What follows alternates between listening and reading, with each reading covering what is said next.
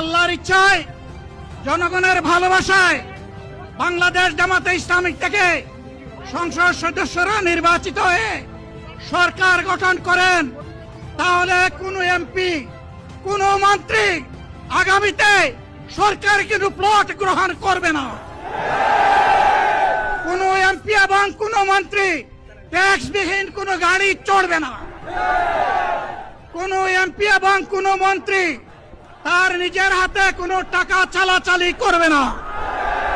কোন এমপি এবং কোন মন্ত্রী যদি তার নির্দিষ্ট কোনো কাজের জন্য বরাদ্দ পেয়ে থাকেন, কাজ শেষ হওয়ার সাথে সাথে বাংলাদেশের 18 কোটি মানুষের কাছে তারা তার প্রতিবেদন তুলে ধরতে বাধ্য হবে। চাঁদা আমরা নিব না, দুর্নীতি আমরা করব না। চাঁদা আমরা নিতে দেব না, দুর্নীতি আমরা সহ্য করব না।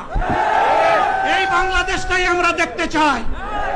যুবকদেরকে আমরা স্পষ্ট ভাষায় বলতে চাই, বন্ধুগণ, তোমাদের সাথে আমরা আছি।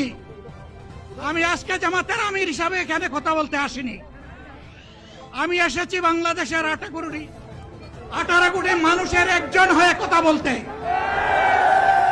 আমি শিশুদের বন্ধু, আমি যুবকদের ভাই, আমি বয়স্কদের সহযোদ্ধা, আমার বোনদের আমি ভাই।